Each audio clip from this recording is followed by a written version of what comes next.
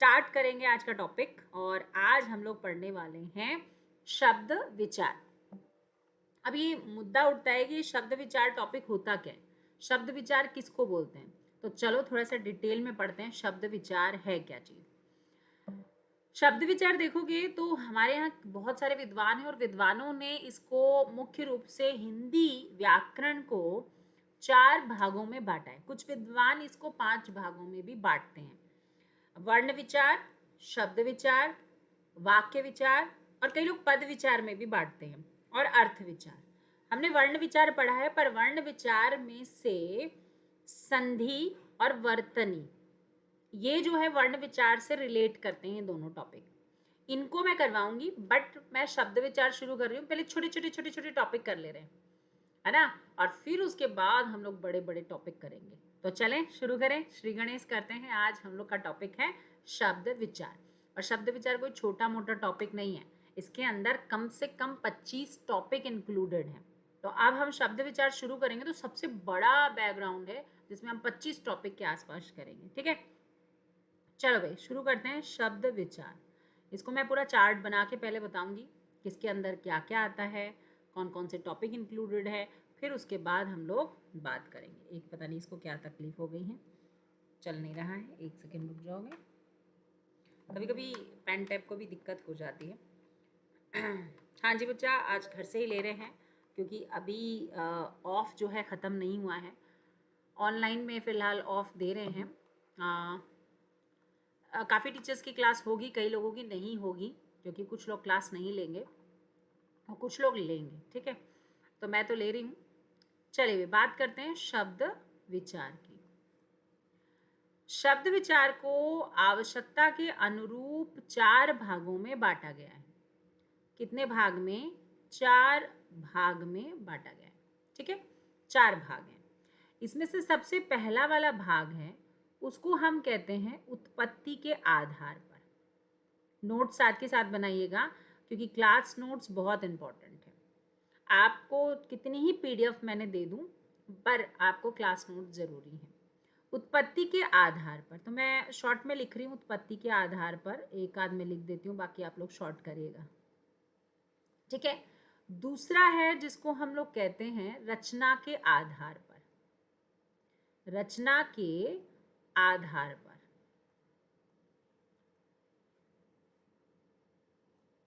और तीसरा है जिसको हम लोग कहते हैं प्रयोग के आधार पर।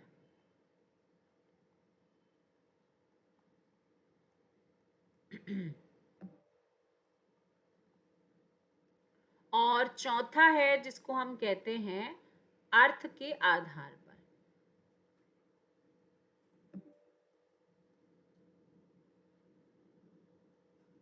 ठीक है, तो हमारे पास शब्द विचार के 4 भेद निकलकर आ गए, ठीक है। अब इन 4 भेदों में हम लोग क्या क्या चीज देखेंगे वो भी जानना जरूरी है। उत्पत्ति के आधार पर अगर हमसे पूछा जाए एग्जाम में, देखो भेद याद रखना किसके कितने भेद होते हैं। शब्द विचार के कुल मिलाकर 4 भेद होते हैं, ठीक है। उत्पत्ति के आधार पे, रचना के आधार पे, प्रयोग के आधार पे, अर्थ के आधार पे। अगर आपसे पूछा जाए कि उत्पत्ति के आधार पे कितने भेद होते हैं, तो आप ध्यान रखिएगा उत्पत्ति के आधार पे कुल आपको 4 भेद लगाने हैं। कितने भेद लगाने हैं? 4 भेद। कौन कौन से लगाने हैं? तो ध्यान रखिएगा, आपको यहाँ पे देशज, अब कुछ याद आएगा, पढ़े हैं पहले देशज, ठीक है। दूसरे नंबर पे हम पढ़ेंगे विदेशज। देश में जन्मे हुए को देशज कहते हैं। जो विदेश से शब्द आए हुए हैं जिनको हम अपने जीवन में इस्तेमाल करते हैं, अपने हिंदी के साथ मिक्सचर करके इस्तेमाल करते हैं, उनको हम विदेशज कहते हैं। उसके बाद आता है आपका इसमें तत्सम और तद्भव। तत्सम और तद्भव ये इंपॉर्टेंट टॉपिक है, अक्सर आप लोग जानते हो बहुत इंपॉर्टेंट है। तत्सम और तद्भव, ठीक है। अब इसमें हम 2 एडिशनल पढ़ेंगे। मुख्य 4 भेद हैं, पर कई विद्वान इसके 6 भेद भी बताते हैं। हमें 6 नहीं पढ़ने हैं, हमें सिर्फ 2 एडिशनल पढ़ने हैं। एक आपको याद रखना है जिसको अनुकरणात्मक शब्द कहते हैं, आते हैं पेपरों में, अभी आप लोग पढ़ेंगे तब आपको पता चलेगा अच्छा इसको अनुकरणात्मक कहते हैं। ठीक है, अनुकरणात्मक शब्द। और एक हम पढ़ेंगे द्विज। द्विज को आप लोग कई जगह पे संकर के नाम से भी जानते हैं, तो कोई यूनिक चीज नहीं है, ये सब पेपरों में आप देखोगे तो आपको मिल जाएगा। ठीक है, चले भाई आगे बढ़ते हैं रचना के आधार पे। जब हम रचना के आधार पे बात करते हैं तो रचना के आधार पर हमारे पास 3 भेद होते हैं। कई विद्वान इसको 5 भेद भी बताते हैं, पर मुख्य रूप से हमें 3 ही पढ़ने हैं। पहला पढ़ना है जिसको हम कहते हैं रूढ़, दूसरा यौगिक, और तीसरा पढ़ना है हमें जिसे हम कहते हैं योग रूढ़।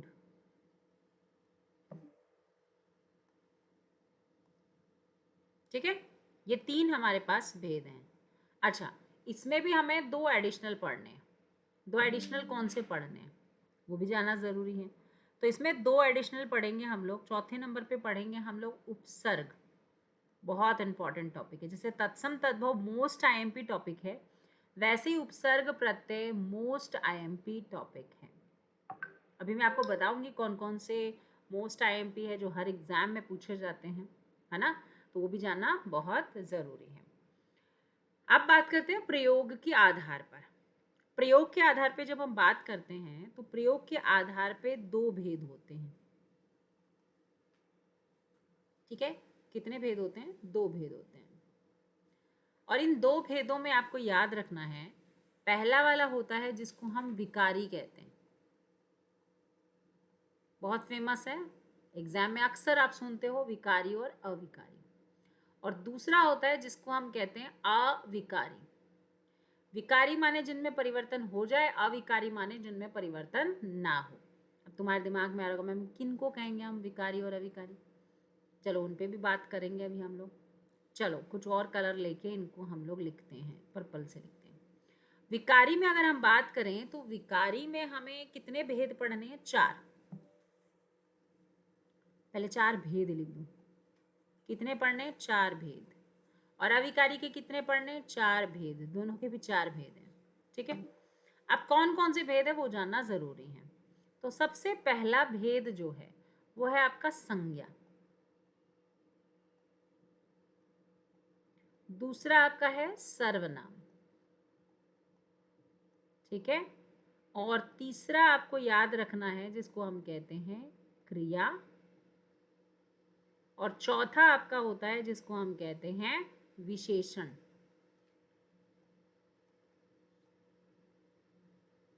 कितने भेद हो गए ये? 4 भेद। और सबसे ज्यादा एग्जाम में पूछा जाने वाला है ये 4 भेद, संज्ञा, सर्वनाम, क्रिया, विशेषण। फिर अविकारी की तरफ चलते हैं। अविकारी में भी हमें 4 भेद पढ़ने हैं, क्रिया, विशेषण।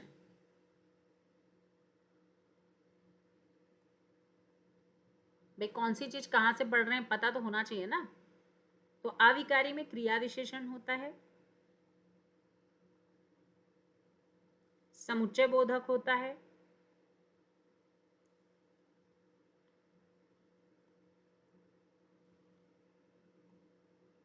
संबंध बोधक होता है,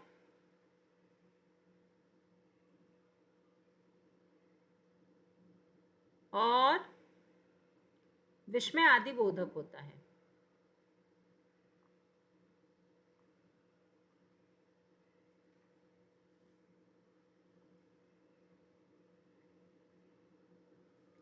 और इसमें एक एडिशनल पढ़ेंगे भाई, विकारी में तो नहीं पढ़ेंगे हम, पर अविकारी में एक एडिशनल पढ़ेंगे जिसको हम निपात कहते हैं। क्या कहते हैं? निपात। ठीक है, अब अर्थ के आधार पे पढ़ेंगे हम लोग। अर्थ के आधार पे भी हमारे पास कितने होते हैं? 4 भेद होते हैं। ठीक है, और 4 भेद कौन से होते हैं वो जानना भी बहुत जरूरी है। तो चलो 4 भेद करते हैं। कौन से कलर से लिखूं तुम्हारे लिए? देखो तुम्हारे लिए अलग अलग कलर लिख रही हूँ मैं। 4 भेद में यहाँ पे हो जाएगा आपका, जिसमें से हम पहला नाम लेंगे किसका? एकार्थी शब्द। ठीक है। दूसरा अनेकार्थी शब्द। तीसरा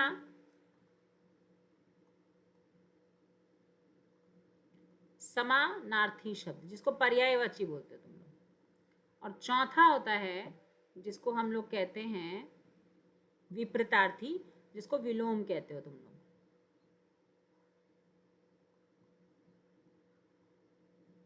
तो ये जो 4 आपको दिखाई दे रहे हैं, ठीक है, ये पूरा डायग्राम आपकी उत्पत्ति के आधार पे, रचना के आधार पे, प्रयोग के आधार पे और अर्थ के आधार पे काउंट होता है। तो ये हमारा क्या है? शब्द विचार। क्या है भाई? ये हमारा शब्द विचार है।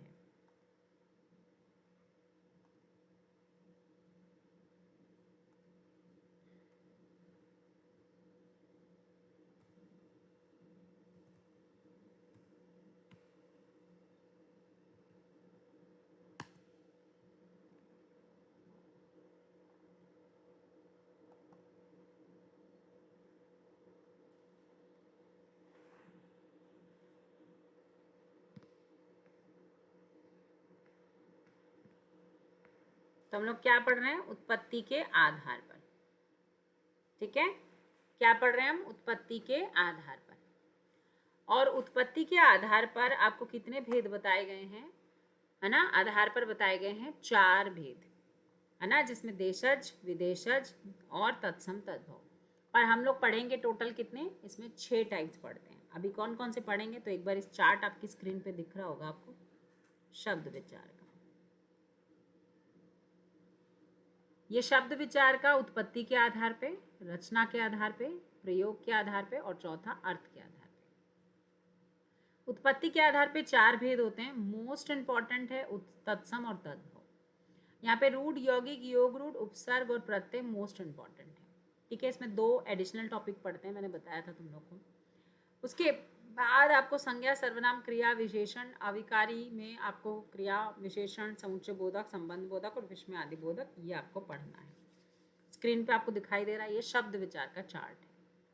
लिख के पढ़ाया ताकि आपको अच्छे से समझ आए कौन सा किसके अंदर है और कितने हैं। ठीक है, वही है ना, स्क्रीन पे लिखा हुआ अगर आपको मैं ऐसा वो नहीं है दिखाते हैं तो वो उतना क्लियर नहीं होता, जितना लिख के पढ़ते हैं तो क्लियर होता है। अब हम बात करेंगे शब्दों के बारे में। तो चलो पहले हम लोग शुरू करते हैं आज का टॉपिक। और आज हम लोग स्टार्ट करेंगे किससे? शब्द विचार के मोस्ट इम्पॉर्टेंट पार्ट से, ये वाला उत्पत्ति के आधार से। तो उत्पत्ति के आधार पे पहले देशज करेंगे, फिर विदेशज, फिर तत्सम, फिर तद्भव, फिर अनुकरणात्मक, फिर द्विज और संकर। चले श्री गणेश करें। तो चले भी शुरू करते हैं आज की क्लास में। सबसे पहला टॉपिक देशज। अब आराम से एक एक चीज को समझते जाइए और उसको इस्तेमाल, प्रयोग करिए वाक्यों के अंदर और समझ बढ़ाइए अपनी कि भाई हिंदी के अंदर किस तरीके के शब्दों का प्रयोग होता है। तो सबसे पहला टॉपिक जो हम लोग पढ़ रहे हैं, उत्पत्ति के आधार पर देशज टॉपिक पढ़ रहे हैं। ठीक है, जब हम देशज की बात करते हैं, देशज, तो देशज को यदि हम तोड़ें तो देश जमा ज। शब्दों को तोड़ फोड़ के सीखना बहुत जरूरी है। हिंदी में बहुत इंपॉर्टेंट है कि आप कितना शब्दों को तोड़ सकते हैं और कितना तोड़कर उसका इस्तेमाल कर सकते हैं। देशज, अच्छा, देशज शब्द को अगर मैं तुम्हें तोड़ने के लिए बोलूं तो यहाँ देश शब्द जो है ना, ये मूल शब्द है। अब तुम्हारे दिमाग में कई बच्चों को पता नहीं होगा मूल शब्द क्या होता है। मूल शब्द का मतलब होता है जिस शब्द से किसी नए शब्द का निर्माण किया जा सके। आधार, अगर ये ना हो तो नए शब्द बन ही नहीं सकते, तो ये आधार है। ये जो देशज शब्द है किससे बना हुआ है? देश से बना हुआ है। तो देश यहाँ पे क्या है? मूल शब्द है। और ये जो ज है ना, ये पीछे लगा हुआ है। जो पीछे लगता है ना उसको हम प्रत्यय कहते हैं। ये भी अलग से पढ़ेंगे, एक टॉपिक है, पर अभी फिलहाल के लिए ज यहाँ पे प्रत्यय है जो पीछे लगता है। अब इनका अपना एक अर्थ भी होता है। इसमें देश का मतलब होता है स्थान, और ज का मतलब होता है जन्मा हुआ, जन्मा हुआ। तो स्थान में जन्मा हुआ, तो सिंपल भाषा में मैं क्या लिख सकती हूँ यहाँ पे, अपने स्थान में जन्मा हुआ। तो इसका शाब्दिक अर्थ क्या निकल जाएगा, अपने स्थान में जन्मा हुआ, मतलब अपने देश में जन्मा हुआ। अब ज प्रत्यय याद करने के लिए आपको बहुत सारे शब्द देखने को मिलेंगे। जैसे एग्जाम में आपने नीरज सुना होगा, नीरज, नीर में जन्मा हुआ, है ना। पंकज, पंख जमा ज, पंख में जन्मा हुआ, पंख माने कीचड़, नीर माने पानी, पानी में जन्मा हुआ, पंख माने कीचड़, कीचड़ में जन्मा हुआ, है ना। तो यज, तो ये माने भी पानी होता है, पानी में जन्मा हुआ। वारी, वारिज, वारी मतलब भी पानी होता है। सरोज, सरह, सरह माने भी पानी होता है, ठीक है। तालाब, तालाब, तालाब में जन्मा हुआ। अब्ज, अब्ज माने अप, अप में जन्मा हुआ, तो पानी में जन्मा हुआ, ठीक है। अप, अब्ज, पानी में जन्मा हुआ, तो उसको भी हम लोग क्या कहते हैं, कमल। तो ये जो मैंने लिखे ना तुम्हें यहाँ तक, सरोज, अब्ज, पंकज, तोयज, ये सब कमल के पर्यायवाची हैं। किसके पर्यायवाची हैं ये सब, कमल के पर्यायवाची हैं। इसके अलावा अगर मैं अनुज लिखूं, तो अनु माने पीछे और ज माने जन्मा हुआ, बाद में जन्मा हुआ। अनुज किसको बोलते हैं, छोटे भाई को बोलते हैं, है ना। तो अनुज हो गया। तो ऐसे बहुत सारे, अंडज, अंडज का मतलब क्या होता है, अंडे से जन्मा हुआ, है ना। अंडे से जन्मा हुआ को अंडज कहते हैं। तो ये ज जो है बहुत जगह पे आपको देखने को मिलेगा, ठीक है। तो ध्यान रखिएगा, ज का मतलब जन्मा हुआ, और बहुत जगह हम इसका इस्तेमाल करते हैं। तो ये सब तो आपका अनुज का मतलब छोटा भाई, क्या होता है इसका मतलब, छोटा भाई, जो बाद में जन्मा होता है। और अंडज का मतलब होता है अंडे से जन्मा हुआ। अब अंडे से तो बहुत सारी चीजें जन्मती हैं, तो आप किसी को भी लिख सकते हो, पक्षी लिख सकते हो, है ना, किसी को भी लिख सकते हो, जन्मा हुआ, अंडे से जन्मा हुआ। चलो भाई, आ रहा है समझ में यहाँ तक, बहुत बढ़िया, बहुत सुंदर। अब देखो कि थोड़ा सा और आगे बढ़ते हैं। अब ज का तो कॉन्सेप्ट आ गया क्लियर में। अब हम देशज पे चलते हैं। तो देशज का मतलब क्या होता है, देश में जन्मा हुआ। तो जो भी हमारी भाषाएं हैं, अच्छा क्या होता है, देखो देशज का मतलब यहाँ पे ये क्यों शब्द बनाया गया, क्या रीजन था देशज लिखने का हमारा।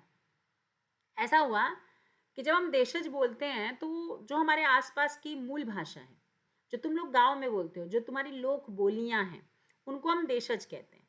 तो देशज के बारे में एक दो पॉइंट आपको जानना ज़रूरी है कि भैया इससे रिलेटेड हमें किस किस चीज़ की जानकारी होनी चाहिए। पहला पॉइंट तो आपको याद होना चाहिए, देशज का मतलब होता है बोली, बोलियां। देशज का मतलब क्या है, बोलियां, ठीक है, जो बोलियां गांव में बोली जाती हैं।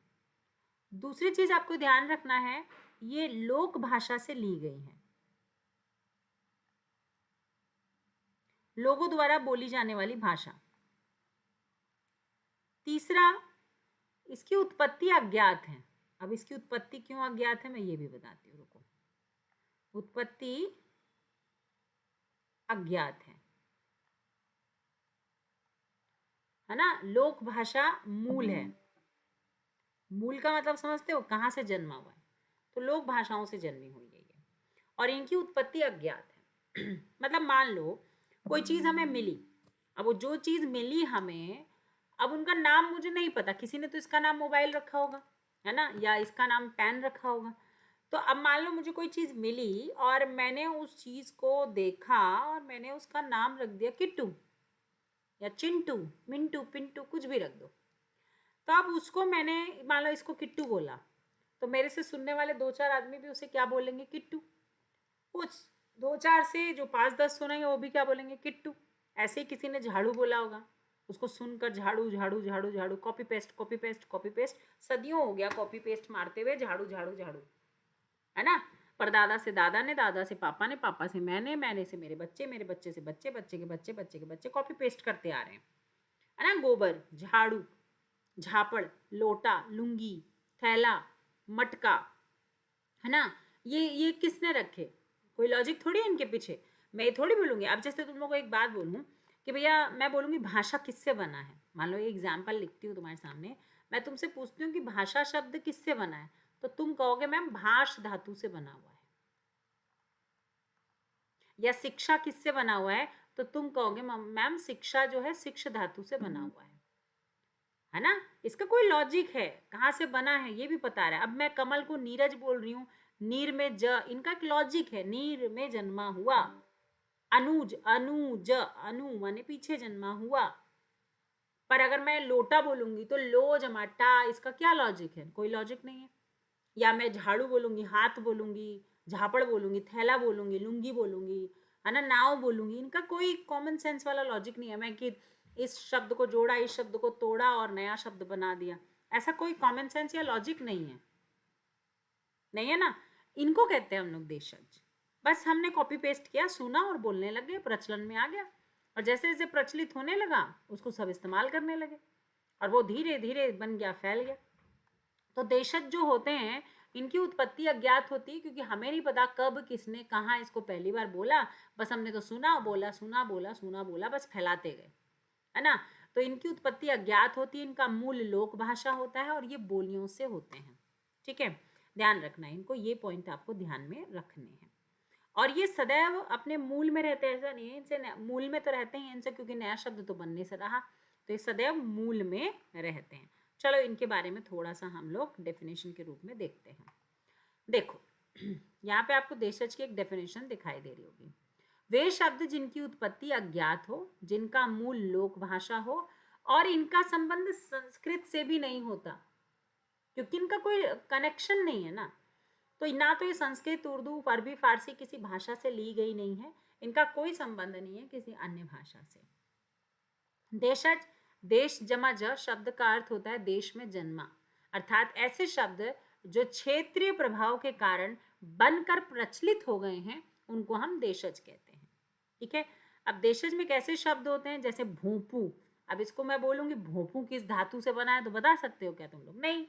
तेंदुआ, टट्टू, फटफटिया, गड़बड़, समझ रहे हो कैसी भाषा है। लोटा, टांग, ठेठ, उधम, अंगोछा, खुरपा, घाघरा, लप लप लपलपाना, बुद्धू, परात, चुटकी, चाट, ठठेरा, खटपट, ये देसी शब्द हैं, है ना। देखोगे कुछ और एग्जाम्पल। आदिवासियों से भी प्राप्त शब्द जो होते हैं उनको भी हम लोग क्या कहते हैं, देशज कहते हैं। जैसे कपास, कौड़ी, केला, तांबूल, बाजरा, भिंडी, कांच, कूटी, इडली, डोसा, सरसों, ताल, लुंगी, है ना। चिकना, परवल, पान, अनल, कज्जल, ये तद्भोग रूप में भी माने जाते हैं। बिगड़े हुए ना ये। लोटा, घोटाला, झाड़, है ना। और धक्का, चिड़िया, टक्कर, चिड़िया आया हुआ है क्वेश्चन में, टक्कर, धोती आया हुआ है, ठीक है। टुच्चा, लल्ला, बोलते हैं ना लल्ला लल्ली, तोंद, थैला, उटपटांग, टांग, झिलमिल, ढोलक। अच्छा, दाल रोटी भी आपका देशज शब्द है। झुग्गी, लड़का लड़की, डिबिया, धड़ाम, पगड़ी। आपके घर के आसपास की जैसे बोलते हो ना आप, चूल्हा बोलते हो, छोरा छोरी बोलते हो, जो देसी शब्द होते हैं वो आपके क्या कहलाते हैं, वो आपके देशज शब्द कहते हैं। क्लियर भाई, किसी को कोई डाउट देशज शब्द में? नहीं, देशज शब्द बहुत सिंपल होते हैं, बहुत इजी होते हैं, बट आप एग्जाम में जब आपको मिला के दे दिया होता है ना, तब कंफ्यूजन होता है भैया ये देशज शब्द है कौन सा, है ना। तो तब दिमाग में थोड़ा सा कंफ्यूजन होता है। चलो एक क्वेश्चन करते हैं ताकि और अच्छे से क्लियर हो जाए। देशज शब्द का एक क्वेश्चन करते हैं, आपको बताना है इनमें से कौन सा देशज शब्द है, ठीक है। क्या बताना है आपको, देशज शब्द बताना है।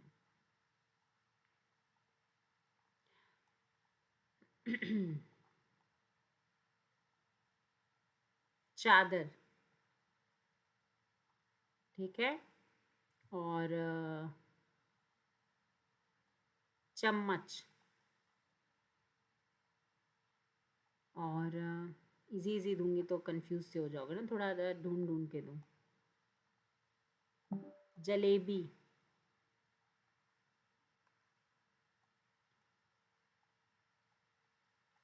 ढोलक, बताओ कौन सा इसमें देशज शब्द है। अब पता होगा तभी तो हम आंसर बता सकते हैं। इसमें ढोलक जो है देशज शब्द है। चादर, चम्मच, जलेबी ये सब विदेशी शब्द हैं, दूसरी भाषा के शब्द हैं, हमारे शब्द नहीं हैं। ठीक है, तो इस तरीके के क्वेश्चन आपके एग्जाम में पूछे जाते हैं। या फिर आपसे पूछ लेगा कि बताइए कुर्सी कौन सी भाषा का शब्द है, ऐसा। तो कुर्सी जो है विदेशज है।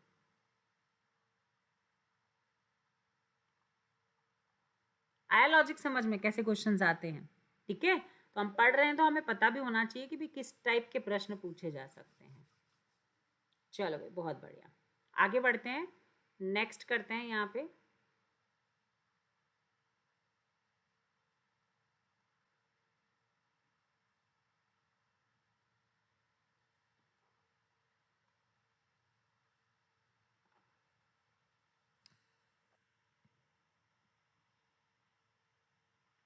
चलो आगे बढ़ते हैं, और अब हम लोग थोड़ा सा विदेशज की तरफ चलेंगे। भी विदेशज किसको बोलते हैं। नेक्स्ट टॉपिक, देशज क्लियर हो गया सबको। अब दूसरा टॉपिक है हमारा जिसको हम कहते हैं विदेशज।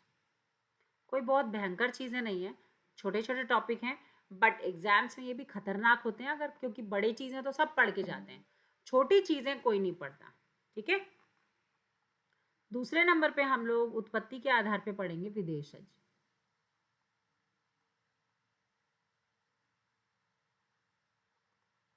अब विदेशज नाम से कैसा लग रहा है, विदेश में जन्मा हुआ, तो इसको तोड़ेंगे तो वी, है ना, देश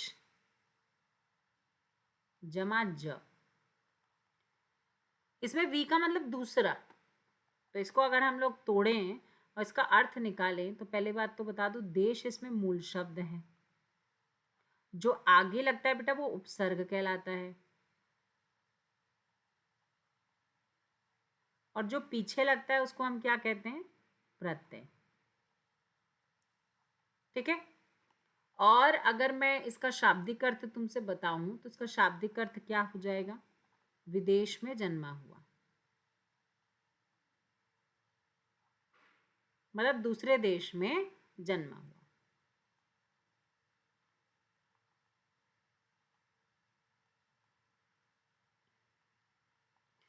ध्यान रखिएगा, ये भारत को छोड़कर, हिंदी भाषा को छोड़कर या संस्कृत को छोड़कर, जो हमारी भाषा है उनको छोड़कर, हिंदी संस्कृत को छोड़कर किसी दूसरी भाषा का अगर शब्द है तो वो विदेशज कहलाता है। तो इसमें आपको ध्यान रखना है कि अरबी भाषा भी हमारे लिए विदेशी है, तो हम लोग हिंदी जो है हमारे खिचड़ी है, तो हम लोग मल्टी टैलेंटेड लोग हैं, हम लोग सारी भाषाएं मिलाकर बोलते हैं। अभी आप लोगों को पता चलेगा कि हम लोग एक्चुअली हिंदी बोलते ही नहीं है, हमारे 70% शब्द जो हैं वो विदेशज हैं, 30% ही आपकी हिंदी बोली जाती है। ठीक है, तो इसमें अरबी, फारसी, ठीक है, अभी क्या क्या मिलाते हैं खिचड़ी में, दाल चावल मिलाते हैं ना, वो देखो कौन कौन सी दाल मिलती है, अरबी, फारसी, चावल होते हैं, चावल की क्वांटिटी कितनी होती है ना, पर दाल बहुत सारी मिला देते हैं, तो अरबी, फारसी, यहाँ पे मिलेंगे तुर्की, ठीक है, पश्तो, पश्तो भी बोलते हैं तुम लोग, चीनी, जापानी, ठीक है, और पुर्तगाली भी बोलते हो। इतनी सारी भाषाएं और भी हैं, टर्की है, फ्रांसीसी है, बट मैं अभी सिर्फ कुछ खास ही आपको बता रही हूँ जो अक्सर एग्जाम में पूछे जाते हैं। ठीक है, इनको हम विदेशज शब्द कहते हैं। अब इन्हीं सबसे मिक्स कर कर हम लोग क्या करते हैं, विदेशी शब्द बनाते हैं। जैसे चलो एक लाइन लिखते हैं हम लोग। जैसे मैं एक लाइन लिख रही हूँ कि वह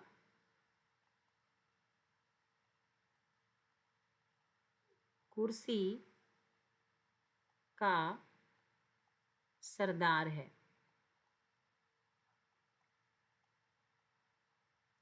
लेकिन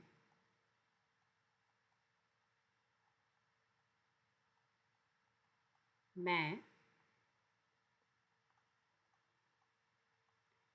अपनी इज्जत के लिए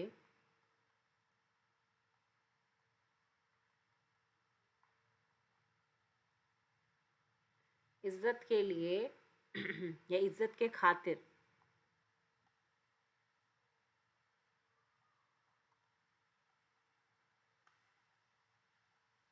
मिट जा।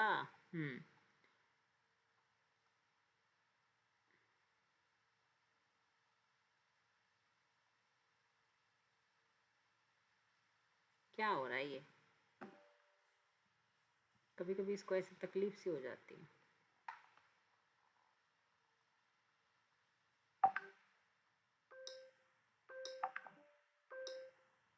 चलो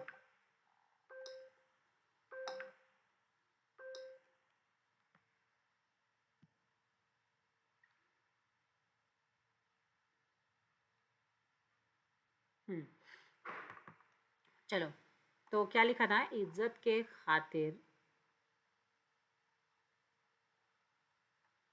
है ना, मौसम का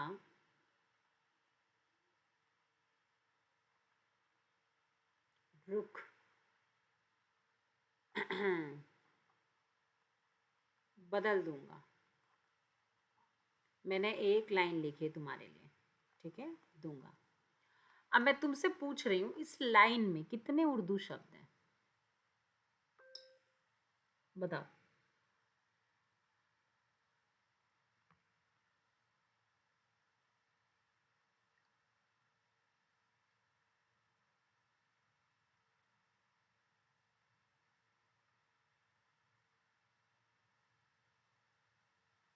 बताइए भी।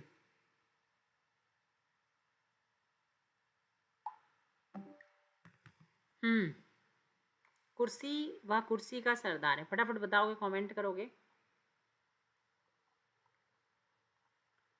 कुर्सी, सरदार, लेकिन, इज्जत, खातिर, मौसम, बदल, रुख, ये सब आपके विदेशी शब्द हैं। समझ रहे हो? क्लियर है? हम ऑलमोस्ट हिंदी में उर्दू शब्द का प्रयोग करते हैं। अरबी, फारसी, तुर्की, पश्तो, चीनी, जापानी, हम सभी का प्रयोग करते हैं। जो आप बोलते हो ना कि मैं, क्या बोलते हैं, सरकार, है ना, सरकार ने हमारी मदद की। मान लो मैं एक लाइन लिखती हूँ कि सरकार ने हमारी मदद की, ऐसा ही बोलोगे ना, बहुत सिंपल लैंग्वेज बोल रही हूँ। सरकार ने हमारी मदद की। अब इस वाक्य में भी सिर्फ विभक्ति और यही सब हमारा है। सरकार भी विदेशी है और मदद भी विदेशी है। बताओ। तो हिंदी के शब्द तो बहुत कम बोलते हैं हम, ऑलमोस्ट विदेशी शब्द हैं। तो चलिए थोड़ा देखते हैं विदेशी शब्द कौन कौन से होते हैं। कुछ खास शब्द जैसे तुम लोग बोलते हो बर्फी, जलेबी, चादर, तकिया, है ना, जैसे तुम लोग बोलते हो गलीचा, चक्कू, कैंची, ये सब विदेशी शब्द हैं। मलाई विदेशी शब्द है। पानी विदेशी शब्द है, हमारा जल होता है। ठीक है, बहुत सारे शब्द है। जैसे तुम लोग अभी कुछ चीज़ों को पढ़ाती हूँ आपको मैं, अनानास हो गया, फल फ्रूट्स के नाम बहुत सारे, संतरा हो गया, है ना, बर्फी हो गई, ये सब विदेशी शब्द हैं। ठीक है, चलो भाई थोड़े से विदेशी शब्दों पे चर्चा करते हैं। तो दूसरी भाषाओं से आए हुए शब्द विदेशी शब्द कहे जाते हैं। ठीक है, हिंदी में विदेशी शब्द मुख्यतः दो प्रकार के होते हैं। एक मुस्लिम शासन से आए हुए, जो अरबी फारसी शब्द है, और एक ब्रिटिश शासन से आए हुए अंग्रेजी शब्द है। खासकर विदेशी शब्द दो प्रभाव देखने को मिलता है, एक मुस्लिम शासन से आए हुए और एक ब्रिटिश शासन से आए हुए। मुस्लिम शासन से तो अरबी फारसी आप जानते हो, और ब्रिटिश शासन से आई हुई अंग्रेजी, तो ज़्यादातर हमारे यहाँ ये आपको देखने को मिलती हैं। अब इसमें देखोगे तो विदेशी शब्द जो हैं विदेश में जन्मा हुआ, अर्थात अन्य की देश की भाषा को हम लोग विदेशज कहते हैं। हिंदी में भाषा में लगभग 2500 शब्द अरबी के हैं, 3500 शब्द फारसी के हैं और अंग्रेजी के लगभग 3000 शब्द हमारी हिंदी में मिक्सर है। तो आप सोच के देखो, 2.5, 3.5 और 3000, इतने सारे शब्द हमारी हिंदी में मिले हुए हैं। और कुछ तो ज्यों का त्यों अपना लिया गया, अपना दिमाग लड़ाया ही नहीं हमने। उसके लिए कोई सरकार शब्द के लिए कोई शब्द ही नहीं बनाया हमने, है ना। हमने बहुत सारे शब्द है, मौसम ऋतु नहीं बोलते हम, मौसम शब्द है। उनके कुछ तो ऐसे शब्द, पहलवान, हमने उनके लिए दिमाग ही नहीं लड़ाया। हमने कोई नया शब्द बनाया ही नहीं, उसको एज इट इज उठाया और ले लिया। जैसे कंपनी, कैंप, क्रिकेट, इनके लिए हमने शब्द बनाया नहीं, हिंदीकरण ऐसे ही अपना लिया गया। अब देखो अरबी शब्द में आपको बहुत सारे यहाँ शब्द मिलेंगे। अखबार, अजीब, अजब, अदालत। यहाँ पे शब्द देखोगे, अखबार आप डेली बोलते हो, अदालत बोलते हो, अदालत को कुछ और बोलते हो तुम लोग? कोई और शब्द पता है तुम्हें अखबार अदालत का? नहीं ना, है? या अक्ल का बुद्धि चलो बोलते हो। अमीर का क्या बोलते हो? अमीर का कुछ बोलते हो? मैं अमीर हो गया। पूंजीपति नहीं बोलते ना हम लोग। असर हो गया, असर बोलते हैं। उसके अलावा कुछ बोलते हो? आप सोच के देखो ना, इनका कोई शब्द है क्या? आदत हो गई मुझे, आदी हो गया हूं मैं, हिंदी वर्ड है कोई? लत लग गई, ये भी हमारा शब्द नहीं है। आखिर आदमी औरत बोलते हैं, स्त्री पुरुष तो बहुत कम बोलते हैं। इशारा, इनाम, है ना, इज्जत, आबरू तो बोलते ही नहीं हम, आबरू भी उर्दू शब्द है, इज्जत भी उर्दू शब्द है, लज्जा हमारा है। इलाज, ईमान, उम्र, आयु नहीं बोलते। तेरी उम्र क्या है, तेरी आयु क्या है, कभी बोला है तुमने? एहसान, औरत, औसत, कसूर, कसरत, कब्र, कमाल। कानून को क्या बोलते हो? कानून एज इट इज ले लिया गया है। विधि बोलते हो कभी? नहीं। किस्मत, तकदीर, ये सब विदेशी शब्द हैं, हमारे नहीं है ये। कीमत, कुर्सी, तशरीफ, ये सब उर्दू शब्द हैं, हमारे नहीं है। खबर, खत, खराब। पत्र बोलते हो? पत्र आया है, खत आया है, पत्र आया है, चिट्ठी आई है बोलते हो तुम लोग। खिदमत, जनाब, जलसा, जवाब, जहाज, जालिम, जुलूस, तहसील, तरक्की, तकदीर, तबादला, तमीज़, दिमाग। बुद्धि बोलते हो कभी? दिमाग खराब हो गया बोलते हो। दुकान, दुनिया, संसार बोलते हो। नशा, नतीजा, नहर, नकल, फ़कीर, फ़ायदा, फैसला, बहस, बुनियाद, मदद, सहायता बोलते? नहीं। मशहूर, मुहावरा, देखो मुहावरा एज इट इज़ ले लिया गया, दिमाग ही नहीं लड़ाया गया। मुकदमा के लिए कोई दिमाग नहीं लड़ाया गया। मुसाफिर, मौसम, ऋतु नहीं बोलते हम। लिफाफा, वारिश, शराब, मदिरा नहीं बोलते हम, है ना। हलवाई, और क्या बोलते हो? कुछ बोलते हो? नहीं। हजम, हाजिर, हिम्मत, हुक्म, हैजा, हौसला, ये सब हमारा नहीं है। ठीक है। अब फारसी के शब्द है। अब फारसी के शब्द कैसे होते हैं देखो।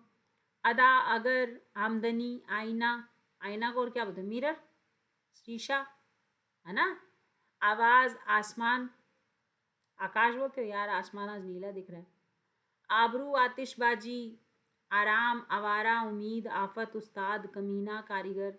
किशमिश शब्द एज इट इज़ ले लिया गया, इसके लिए कोई शब्द ही नहीं बनाया गया। कुश्ती, पहलवानी, कूचा, खामोश, खुदा, गरम, गरम के लिए कोई शब्द ही नहीं है हमारे यहाँ। ताता, है ना। गवाह, गर्द, गिरफ्तार, गुलाब के लिए कोई शब्द ही नहीं है हमारे यहाँ। चश्मा, ऐनक, दोनों विदेशी शब्द हैं। चादर के लिए हमारे पास कोई शब्द ही नहीं है। चालाक के लिए हमारे नहीं है। चतुर भी अलग बुद्धि है, चालाक अलग है। चेहरा, थोपड़ा, क्या बोलोगे? जहर, जलेबी, जलेबी के लिए कोई शब्द ही नहीं है। जागीर, जिगर, जिंदगी, है ना। जुर्माना, जोश, इन सब के लिए है क्या हमारे पास शब्द? तमाशा, तनख्वाह, तेज, दफ्तर, दरबार, दलाल, दलाल के लिए कोई शब्द है? इंग्लिश में बोल दो बेशक चाहे। दवा, औषधि बोलते हो। दंगल जानते हो सब। दिल को और कोई हृदय बोलते हो। दीवार, भित्ति बोलते हो। नापसंद, नापाक, पर्दा, परहेज, पाजामा, ये सारे बहुत इजी से शब्द हैं, पर इनका हिंदी में हम प्रयोग नहीं करते। पैदा हो गया, बर्फी खाऊंगा, बारिश हो रही है, बरखा बोलते हो तुम लोग कभी? बुखार, बुखारी बोलते हो? बुखार का कोई शब्द ही नहीं है। तप बोलते हैं क्या हम लोग? बेरहम, मजदूर, मौज, मजा, याद, यार, स्मरण बोलते हो कभी? सखा सखी बोलते हो कभी? नहीं। रंग का कोई शब्द ही नहीं है हमारे पास। लगाम, लेकिन, परंतु, किंतु है, बट मतलब ही नहीं। सरदार का कोई शब्द नहीं है, सरकार का कोई शब्द नहीं है। 1 साल, 2 साल, वर्ष बोलते हो कभी? नहीं। साहब, सितार, सुद, सौदागर, हफ्ता, सप्ताह बोलते हो? हजार, हजार का तो कोई शब्द ही नहीं है। सहस्त्र है पर कभी बोलते हैं? नहीं।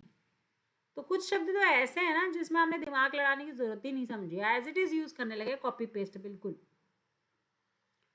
तुर्की, उर्दू, कल ये देखो, तुर्की शब्द भी बोलते हो तुम लोग, उर्दू भी तुर्की का है ना। कलगी हो गया, काबू, कुली, कुर्दा, कैची, है ना। खंजर हो गया, खच्चर हो गया, कुर्क हो गया, है ना। गलीचा, गनीमत, चकमक, चम्मच, देखो कैची, कुर्ता, चम्मच, ये सब तुर्की के शब्द हैं।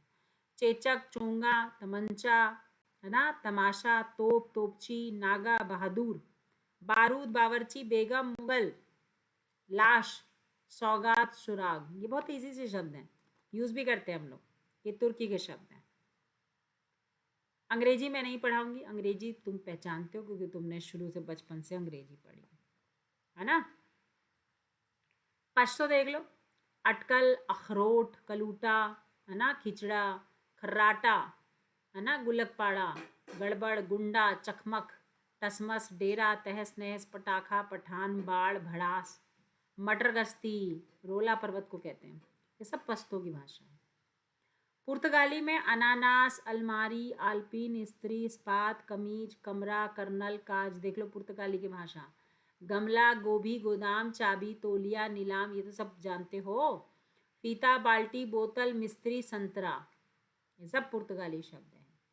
मतलब बहुत छोटे छोटे शब्द हैं, बट देखो एग्जाम में आपको आइडिया होना चाहिए कि कौन से देशज हैं और कौन से विदेशज हैं। फिर भी मैं पूरे वर्ड्स बोलकर आपको दिखा रही हूँ। फ्रेंच में देखोगे तो अंग्रेज, कारतूस, कर्फ्यू, कूपन, पिकनिक, देखो पिकनिक शब्द फ्रेंच का है। बादाम, मेयर, मेनू, मेनू जो बोलते हैं, लैम्प और सूप। चीनी का भी है, चाय, चीनी, चीकू, लीची, तूफान भी ध्यान रखना, तूफान भी इसी का शब्द है। जापान में देखोगे तो रिक्शा, सायोनारा बहुत फेमस है। रूसी शब्द में आप सोवियत का यूज़ कर सकते हो, रूबल, ये सब नहीं पूछा जाता। डच में तुरुप का, ताश के पत्ते को तुरुप जो है वो डच भाषा में है। और बम, तांगा गाड़ी को कहते हैं डच में। ठीक है, तो कुछ आपको नॉलेज होना ज़रूरी है। तो ये क्या हमने पढ़ा? ये पढ़े हमने विदेशी शब्द। क्या पढ़ा भाई? विदेशी शब्द। क्लियर है सबको यहाँ तक? तो हमने देशज भी देखे और विदेशज भी देखे। अब तक किसी को कोई डाउट, कोई संदेह? बताएं भी। नहीं? देखो, हमारा काम है आपको ज़्यादा से ज़्यादा चीज़ों का नॉलेज देना। जितनी ही ज़्यादा चीज़ें आप सीखोगे, आपको एग्ज़ाम में उतना हेल्प करेगा स्कोर करने में। बड़ी चीज़ें सब पढ़ के जाते हैं, छोटी छोटी चीज़ों से बड़ी चीज़ें जो पढ़ता है ना, बेस का जिसको नॉलेज होता है वो हाईएस्ट स्कोर करने में हेल्प करता है। तो चले अब नेक्स्ट टॉपिक पढ़ते हैं, तीसरा टॉपिक, जिसको हम कहते हैं संकर और द्विज। रेडी है भाई? चलो भाई, तीसरा टॉपिक पढ़ेंगे आज, संकर और द्विज। मेरे ख्याल से विदेशज भी सबको अच्छे से समझ आ गया।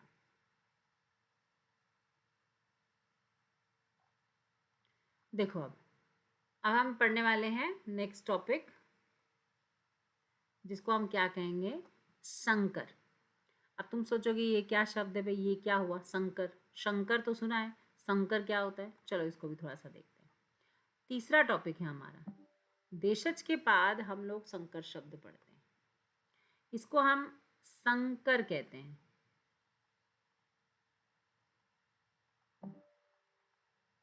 संकर शब्द, संकर शब्द इसलिए बोलते हैं क्योंकि दो शब्दों से मिलकर बना हुआ है, सम जमा कर, और ये व्यंजन संधि से बना हुआ शब्द है।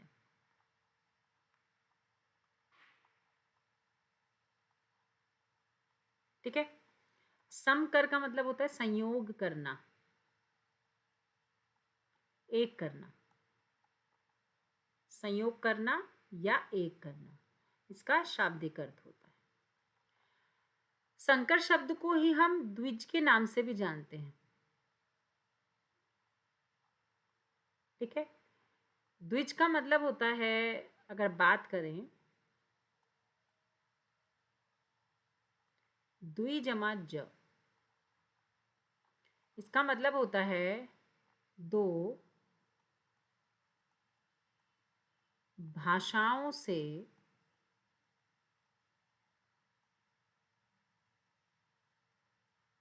जन्मा हुआ।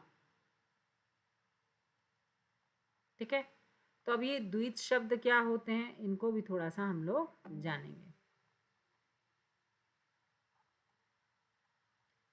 ये सब सेम ही है, संकर शब्द और द्वित शब्द सेम है।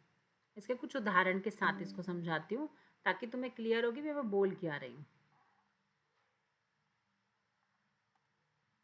देखो, अब संकर और द्विज का मतलब होता है ज माने जन्मा हुआ होता है, द्वि माने दो भाषाओं से जन्मा हुआ।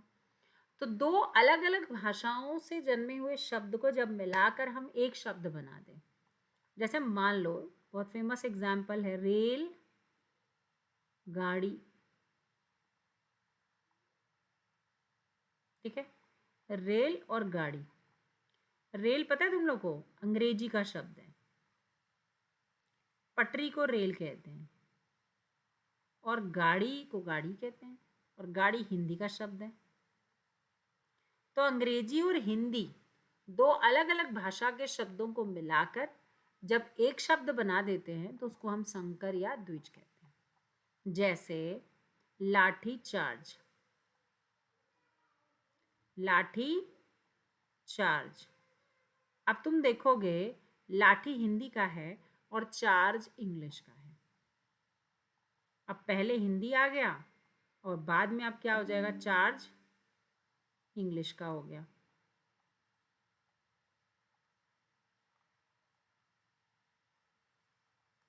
लाठी चार्ज। ऐसे ये शब्द नहीं, और भी बहुत सारे शब्द हैं। जैसे हम बात करें तो अलार्म घड़ी,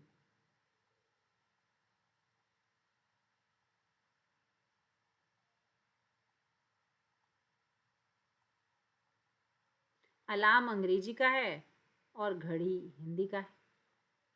वैसे ही और शब्द देखो तुम लोग, और किन किन शब्दों की बात कर सकते हो बताओ भाई। डबल रोटी बोल सकते हो, डबल अंग्रेजी का है, रोटी हिंदी का है। शादी ब्याह, शादी अरबी भाषा का शब्द है और ब्याह हिंदी का शब्द है।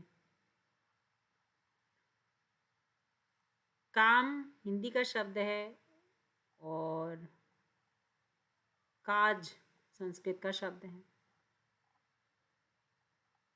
वैसे ही तुम लोग मशीनीकरण बोलते हो, मशीनीकरण, मशीन इंग्लिश का शब्द है और करण संस्कृत का शब्द है। और सिनेमा घर लिखते हो आप, सिनेमा इंग्लिश का है और घर हिंदी का है ना। रीति रिवाज, रीति रिवाज अरबी फारसी का शब्द है। आंधी तूफान, आंधी हिंदी का है, तूफान जापानी का है। आ रहा समझ में? तो दो अलग अलग भाषा के शब्द। ठीक है, चलो कुछ एग्जाम्पल से इसको क्लियर करती हूँ। हिंदी भाषा में कुछ ऐसे शब्द भी प्रचलित हैं जो किसी एक भाषा के ना होकर दो भिन्न भिन्न भाषाओं के मेल से बने होते हैं। ऐसे शब्दों को संकर शब्द कहते हैं। संस्कृत और हिंदी के शब्द जैसे उप संस्कृत का है और बोली हिंदी का है। उपबोली, भोजन गाड़ी, रात्रि उड़ान, वर्ष गांठ। ठीक है, वैसे ही और शब्द देखोगे, संस्कृत और फारसी भी मिलकर बने हुए हैं। छाया संस्कृत का है, दार फारसी का है। छायादार, विज्ञापनबाजी, लोकशाही। फारसी और हिंदी भी मिलकर बने हुए हैं। जेब कट, बेडोल, कमर पट्टी, खरीदाना, खरीदना, है ना, कबूतरबाज, डाकघर, ये सब आपके फारसी और हिंदी के मिलकर बने हुए हैं।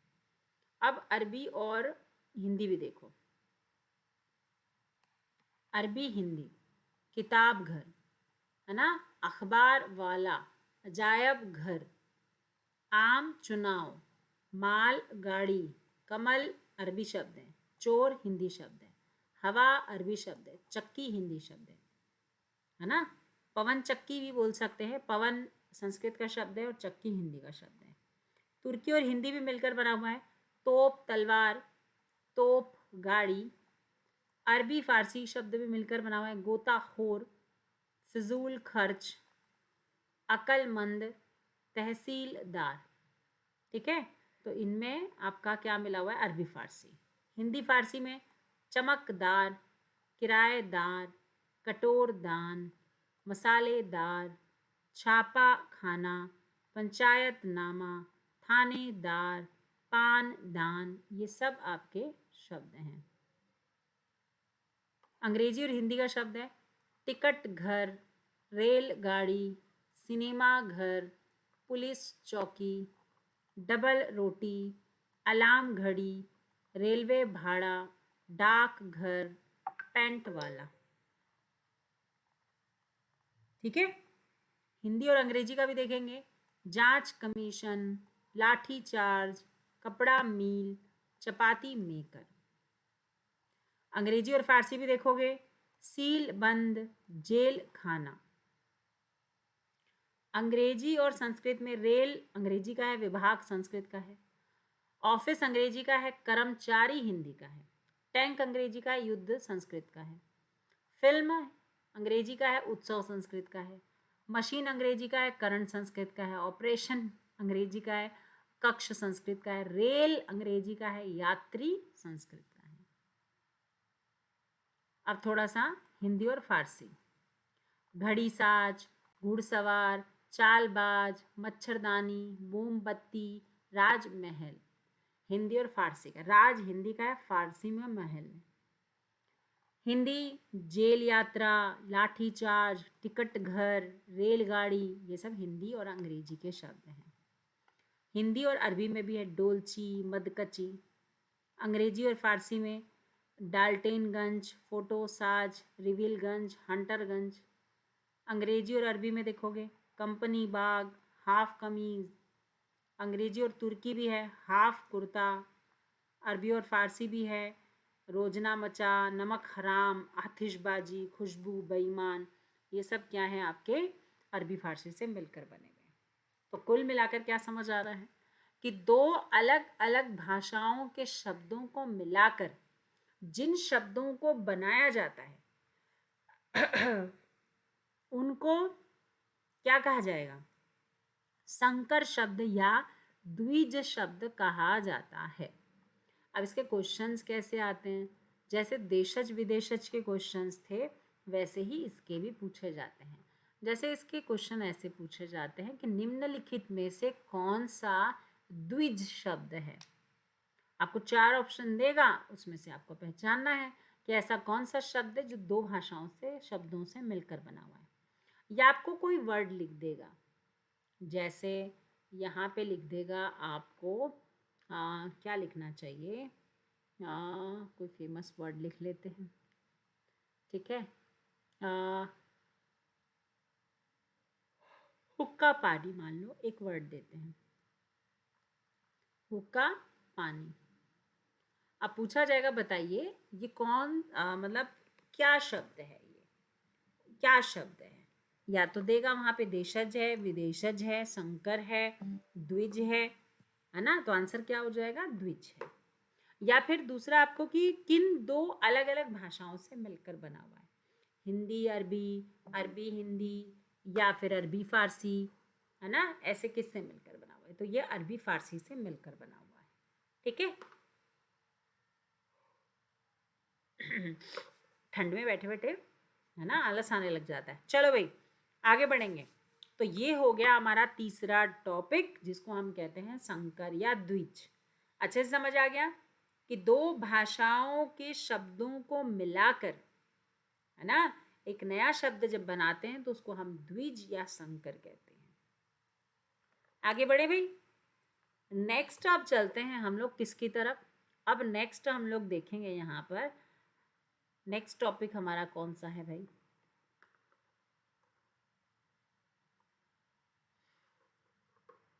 अब हम लोग नया टॉपिक पढ़ेंगे जिसको हम लोग कहते हैं अनुकरणात्मक। ये अनुकरणात्मक बहुत इजी सा शब्द है। ये कोई आपको ऐसा नहीं कि भी कोई अलग से चीज़ पढ़ेंगे। अनुकरणात्मक हमारा नेक्स्ट टॉपिक है। ये हमारा चौथा टॉपिक है शायद तक, है ना? हाँ, चौथा टॉपिक है अनुकरणात्मक।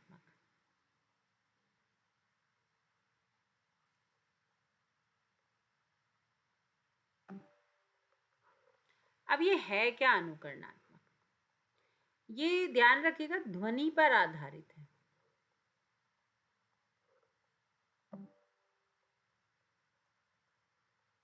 अब तुम कहोगे मैम ध्वनि पे कैसे आधारित है, इसका क्या लेना देना है ध्वनि से?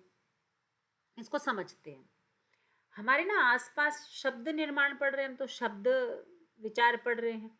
और शब्द विचार का मतलब है कि शब्द कैसे बने, कहाँ से बने, किस तरीके से बने, इन पे चर्चा चल रही है हमारी। तो हमने देखा कुछ शब्द देश से जन्मे हुए हैं, है ना, अपने आसपास से जन्मे हुए हैं, गांव और बोलियों से जन्मे हुए हैं। दूसरा हमने देखा कि भाई हमारे अलावा दूसरे देश के जो भाषाएं हैं उनको भी हमारे यहाँ वैल्यू दी जा रही है। तो वो किस कैटेगरी में आ गए? विदेशज में आ गए कि भैया वो हमारे नहीं है, दूसरे देश के शब्द हैं जिनका इतना ज़्यादा प्रचलन बढ़ गया कि हम उनको प्रयोग करने लग गए। और बाद में इतनी खिचड़ी पक गई, मुगल आए मुगल की भाषा, अंग्रेज आए अंग्रेजी भाषा, तुर्की आए तुर्की भाषा, सब अपनी अपनी भाषाओं का प्रभाव हमारे ऊपर इतना ज़्यादा डाल दिए। कोई 50 साल, कोई 200 साल, कोई नहीं हजारों साल राज करके जा रहा है कौन कौन। तो उनका प्रभाव हमारे ऊपर देखने को मिलने लगा और हमारी भाषा मिक्सचर हो गई, खिचड़ी बन गई। उनको हमने विदेशज किया। पर कुछ ऐसे शब्द हैं कि इतनी खिचड़ी पक गई कि समझ ही नहीं आया कि वो हिंदी के हैं या उर्दू के हैं कि अंग्रेजी के हैं। हमने हिंदी इंग्लिश मिक्स कर दिया, उर्दू इंग्लिश मिक्स कर दिया, हमने तुर्की और फारसी मिक्स कर दिया, हमने संस्कृत और फारसी मिक्स कर दिया, हमने खिचड़ी सा पका दिया।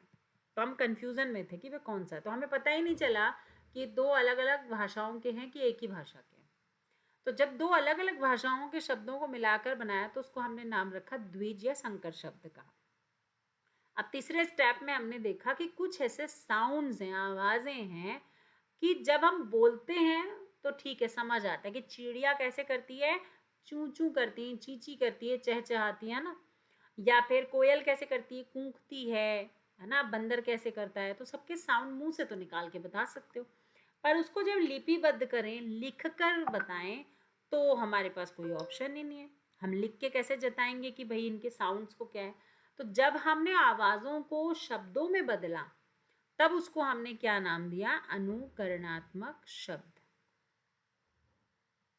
जो साउंड्स पे बेस्ड है, जो आवाज़ों पे आधारित है। जैसे मान लो अब मैं तुमसे पूछूं कि चिड़िया की आवाज़ क्या है, तो तुम कहोगे, लिख कर दिखा सकती हो ना, चहचहाती है। तो ये अनुकरणात्मक शब्द है, चहचहाना। मैं कहूँगी कि बताओ मुझे कि घोड़ा क्या करता है, तो मैं उसे लिख कर बता सकती हूँ, हिन हिन आता है। इंग्लिश में भी तुम लोग साउंड्स पढ़ते हो और पीआरटी लेवल पे भी तुम लोग साउंड्स पढ़ते हो, हिन हिन आता है। मैं कहूँगी बताओ हाथी क्या करता है, तो तुम कहोगे मैम हाथी चिंघाड़ता है। तो मेरे पास लिखने के लिए लिखित रूप में साउंड है कि नहीं है? चिंघाड़ता है, हाँ भी है ना। भंवरा क्या करता है? गुंजारता है। तो मैं लिख के दिखा सकती हूँ, आवाज़ निकाल के नहीं बता सकती। लेखक जो होता है वो लिखता है, गुंजारता है। कोयल क्या करती है? तो कोयल का साउंड है, कूकती है। तो जो आवाज़ें हैं उनको हमने लिपिबद्ध किया, शब्दों में बदला, उसको हम लोग अनुकरणात्मक शब्द कहते हैं। जो किसका अनुकरण करती है? ध्वनियों का अनुकरण कर कर बनाई जाती है। ऐसे हर किसी का साउंड है। जैसे सांप फुंकारता है, उल्लू घुघुआता है ना, हर किसी का साउंड है। हाथी चिंघाड़ता है, कोयल कूकती है, घंटी टन करती है, दिल धड़कता है ना, पंख फड़फड़ाते हैं, दरवाज़ा खटखटाते हैं, खिड़कियाँ खड़कती हैं, कार कपड़े फड़फड़ाते हैं, है ना, कांच चटकता है, शीशा चटकता है, बिजली कड़कती है। पर हम कौंधती भी यूज़ कर सकते हैं, ठीक है। बर्तन क्या होते हैं? खनकते हैं? नहीं। बर्तन क्या होते हैं? टकराते हैं, है ना, टनटनाते हैं। वैसे ही पानी कलकलाता है, झरना झरझर करता है, चूड़ियाँ खन खन करती हैं, पायल छन छन करती हैं। ये सब क्या है? ये साउंड्स हैं। हर किसी का साउंड होता है। बंदर क्या करते हैं? किकियाते हैं। सूअर भी किकियाता है। चिड़िया भी किकियाती है या चहचहाती है ना। चूहा भी चूं चूं करता है और किकियाता है। हर किसी का साउंड है। और जैसे आप देखोगे कि भालू क्या करता है? खो खो करता है। हर किसी का साउंड। पेड़ हवा, जैसे हवा सनसनाती है ना, हर किसी का साउंड है। तो आप जो भी आवाज़ें हैं उनको हमने क्या नाम दे दिया? अनुकरणात्मक शब्द दे दिया। तो हमारा नेक्स्ट जो है अनुकरणात्मक शब्द। अब ये अनुकरणात्मक शब्द क्या हैं? वे शब्द जो ध्वनियों का अनुसरण करके बनाए जाती हैं।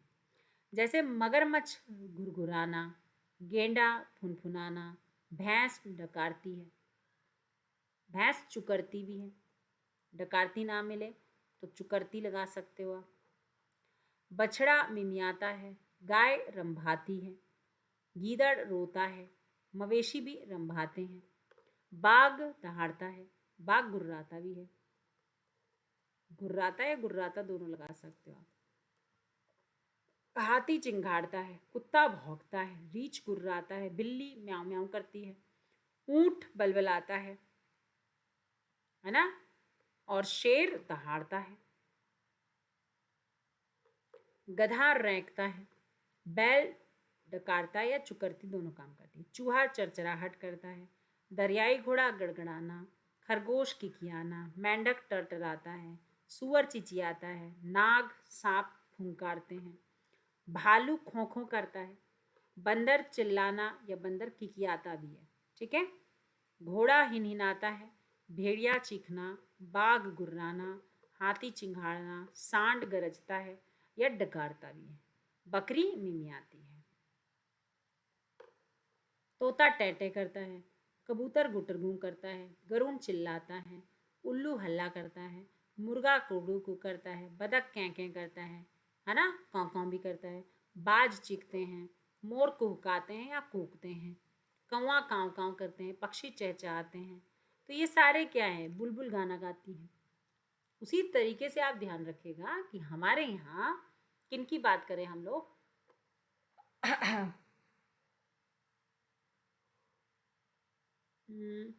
जैसे रुपया, रुपया खनकते हैं, है ना। रुपया का साउंड क्या होगा? खनकना। और कांच का जैसे मैंने बताया तुम्हें, चटकना। उसी तरीके से बादल कैसे होते हैं? गरजते हैं। बिजली चमकती है। चमकने का साउंड नहीं होता भाई, गरजने का साउंड होता है। बादल गरजते हैं। बिजली कड़कती है या कौंधती आप लगा सकते हो। चमकना तो दिखता है और साउंड तो है नहीं। ठीक है। तो हवा सनसनाती है, पानी की आवाज़ है, झरने की आवाज़ है, घड़ी टिक टिक करती है। तो इनके साउंड्स होते हैं। वैसे ही हमारे यहाँ अस्त्र शस्त्र के साउंड पे भी चर्चा की जा सकती है। ठीक है। तो ध्यान रखिएगा, अस्त्र शस्त्र पे भी आपको ध्यान रखना है। दो चीज़ें होती हैं, एक तो होता है तुम्हारा अस्त्र और एक होता है तुम्हारा शस्त्र। जानते हो अस्त्र शस्त्र को? ये अस्त्र जो है, दो अलग अलग चीज़ें हैं। अस्त्र फेंक कर मारी जाती है, फेंक कर मारते हैं, और शस्त्र जो है पकड़ कर मारते हैं। इतना डिफरेंस है। तो फेंक कर मारने वाली चीज़ में जैसे चक्र हो गया, ये फेंक कर मारते हैं। वज्र हो गया, ये फेंक कर मारते हैं। ठीक है। भाला हो गया, ये फेंक कर मारते हैं। धनुष हो गया, धनुष भी फेंक कर मारते हैं। ठीक है। और गदा, गदा भी पता है तुम्हें, फेंक कर मारा जाता है। और क्या हो गया भाई? और पकड़ के मारने के लिए तो तलवार हो गई।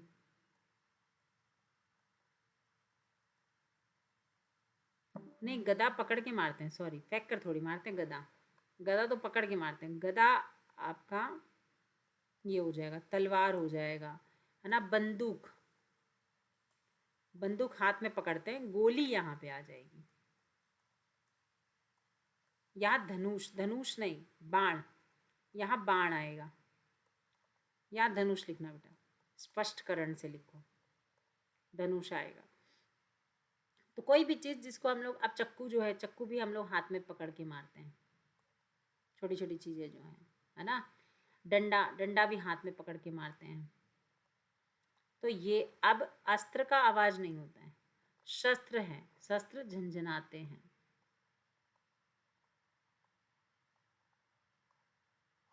ध्यान रखना।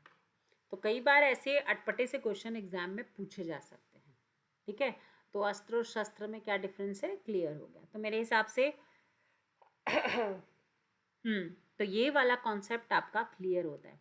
तो आज हमने जो है ना, क्या क्या देख लिया हमने यहाँ पर। अब तक हमने क्या क्या देखा है, हमने शब्द विचार के अंदर, या शब्द विचार का एक बार चार्ट निकालते हैं। शब्द विचार का चार्ट हमने अभी पढ़ा था, है ना। शब्द विचार के जब हम चार्ट की बात करते हैं तो ये वाले टॉपिक्स आपको स्क्रीन पे दिखाएंगे। रचना, उत्पत्ति के आधार पे, ठीक है। क्या पढ़ रहे हैं हम लोग, उत्पत्ति के आधार पे। और उत्पत्ति के आधार पे हम देखेंगे तो हम देशज पढ़ चुके हैं, विदेशज पढ़ चुके हैं, द्विज पढ़ चुके हैं, अनुकरणात्मक पढ़ चुके हैं। अब हमारा तत्सम और तद्भव बच गया, इसको हम पढ़ेंगे कल, ठीक है, नेक्स्ट क्लास में। थर्सडे, फ्राइडे, सैटरडे आपका जो है ना बैच ऐप पे केडी लाइव पर ऑफ रहता है। तो देशज, विदेशज, द्विज, संकर, अनुकरणात्मक, ये टॉपिक हमारे कंप्लीट हो गए हैं। और नेक्स्ट क्लास में हम लोग पढ़ेंगे तत्सम और तद्भव। सबको उम्मीद कर रही हूँ समझ आ रहा होगा। कमेंट ज़रूर करेंगे कहाँ तक कितना क्लियर है, और कोई डाउट है, कोई पूछना है तो कमेंट ज़रूर करें।